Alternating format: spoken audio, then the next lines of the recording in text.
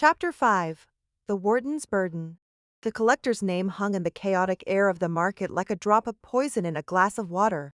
Alara went utterly still, her casual defensive posture tightening into something brittle and sharp. Her hand had drifted almost imperceptibly towards the silver knife hidden in her sleeve. The fear radiating from her was more alarming to Leo than any of the monstrous sights in the market.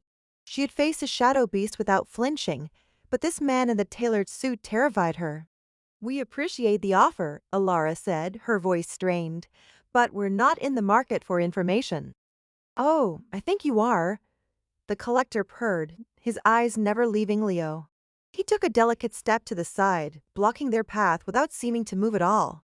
"The Cone 12 will be here soon. Their Justicars aren't known for their subtlety. They will see an unbound codex and an untrained warden, and they will sanitize the problem with fire. Lots and lots of fire." He gave a small theatrical shudder. So messy, so permanent. He smiled at Leo, a predator offering a lifeline that was also a leash.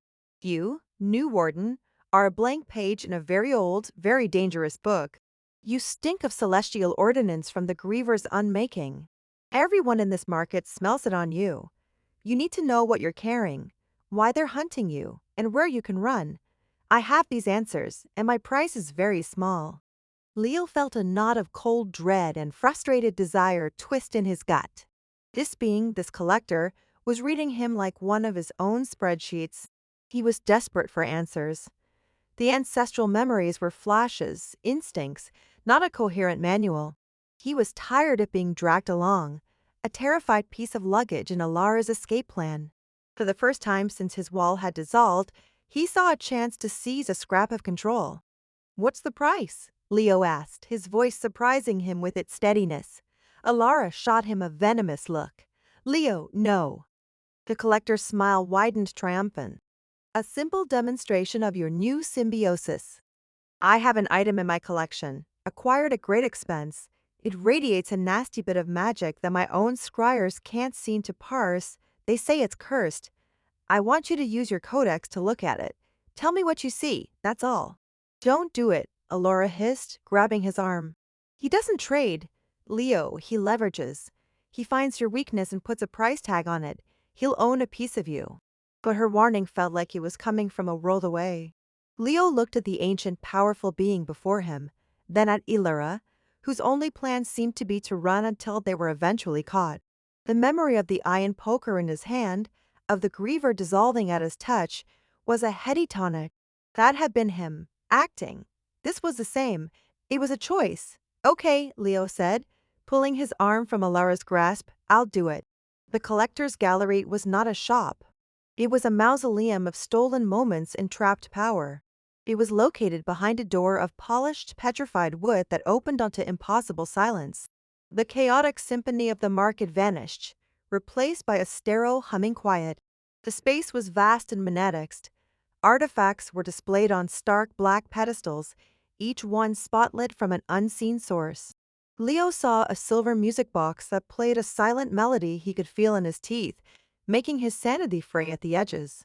He saw a cracked porcelain doll whose painted eyes followed them, tears of what looked like real blood staining its cheeks. He saw a tarnished mirror that didn't reflect the room, but a wind-swept alien desert under a green sun. Each object pulsed with a quiet, terrifying energy. This was a room full of loaded guns, and the collector was the only one who knew where the triggers were. At the center of the gallery, on a velvet cushion, lay a small, heart-shaped silver locket. It looked beautiful, elegant, and completely inert. "This is the piece," the collector said, gesturing towards it with a flourish. "My mystics get nothing but psychic static. A nasty headache is the best they can manage." Leo approached the pedestal, his heart pounding. He could feel Ilara's glare burning into his back. He took a deep breath and pulled the Umbral Codex from under his jacket. It was cold and heavy in his hands, a familiar weight now. He held it over the locket, trying to remember what he had done in his apartment. He didn't try to read the codex. He tried to look through it. He focused his will, his desperate need for answers, into the obsidian block. For a moment, nothing happened. Then the intricate patterns on the codex's surface began to shift, the lines flowing like liquid crystal. They reflected themselves, forming a complex lens of black geometry. Through it, the locket's true nature was laid bare. The silver wasn't silver, it was crystallized sorrow. The hinge wasn't a mechanism, it was a lock of bone. And inside was a trapped soul.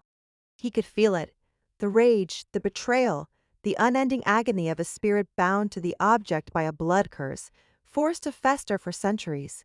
It was a psychic shriek held in an eternal cage. The knowledge flooded him, raw and unfiltered. Leo recoiled, gasping, the vision vanishing as he broke focus. "It's a soul trap," he stammered, his voice hoarse. Someone was betrayed, murdered. Their spirit was bound to it by a relative, to power some kind of longevity ritual. The curse feeds the owner pieces of the victim's life force.